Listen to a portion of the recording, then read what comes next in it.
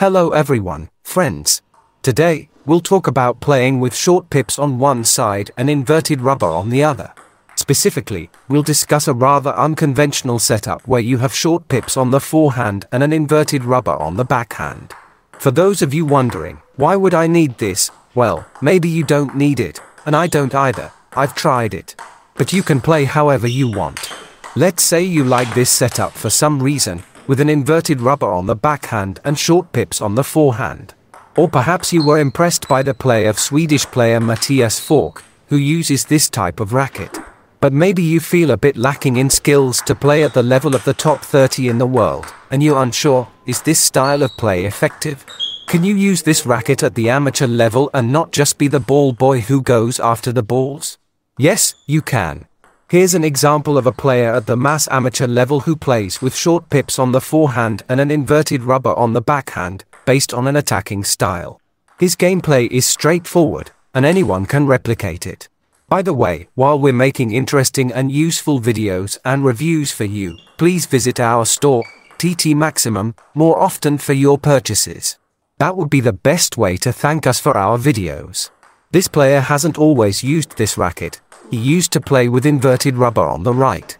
So if you're used to playing with a standard racket with two inverted rubbers and are looking for a different option for some reason, yes, you can relatively quickly transition from two inverted rubbers to short pips on the right and inverted rubber on the left.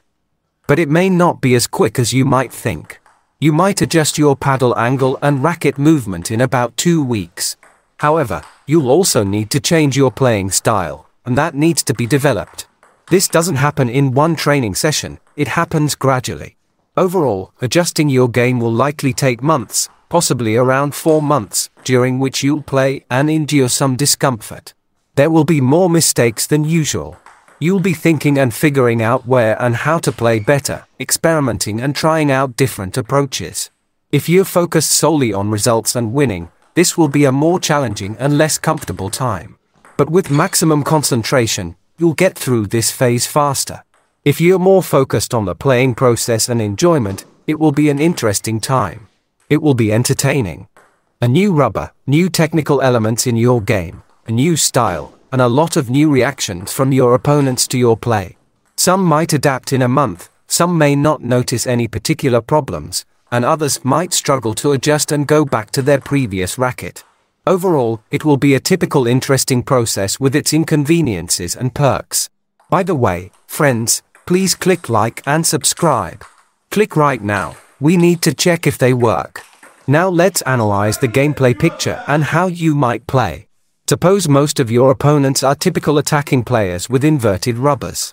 Do you need to be super fast and skilled like Falck? No, you don't. You can play quite economically in terms of physical effort. For example, you can stay at the table and primarily play blocks. When there's no time, just put up a block and try to direct the ball to uncomfortable spots for your opponent. When you have a bit more time, make a small swing and accelerate the ball. When you have even more time, swing harder and attack. As you can see, you don't have to make a lot of topspins on the right. Instead, you can focus on blocking and pushing balls in different directions. An attacking opponent is used to attacking, trying to do so with every ball, while you play long, or short diagonally, or direct the ball to the left corner, and then to the right corner. You vary the direction and length, sometimes speeding up the ball and sometimes slowing it down. In such conditions, attacking is difficult, constantly making topspins is impossible. Opponents will have to decrease their attacking momentum, make shorter strokes more frequently, reduce ball speed, slow down, constantly move sideways and back and forth, and play some balls passively. After all, you're always making it difficult for them to approach the ball comfortably, swing, and make a quality topspin. Also, different balls fly from you. After all, you're using both inverted rubber and pips. Of course, with short strokes at a short distance, there will be little spin, and the difference between the balls from the inverted rubber and the pips will be minor. But there will still be a difference, and this will affect your opponent's game. The ball might spin just a bit differently, bounce slightly shorter than expected, or bounce lower than anticipated. All of this gradually disrupts your opponent's game and works as a hindrance, preventing them from attacking comfortably. Meanwhile, you can add a counter drive or flat hit and finish off the poor guy. By the way, you can also make topspins with short pips. You can do them frequently or rarely, whatever suits you. Generally, the need to make topspins is lower with short pips since they simplify playing against spins and allow for more frequent counter drives and blocks.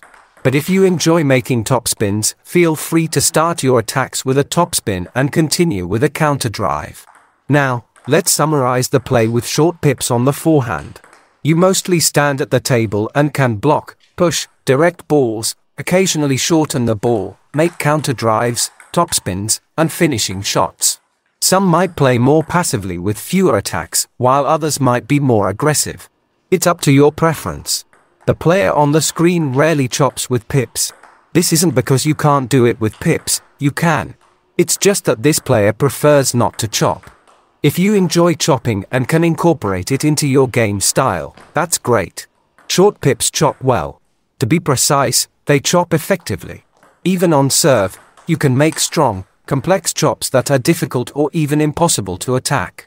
So, you don't need to worry. What about the left side with the inverted rubber?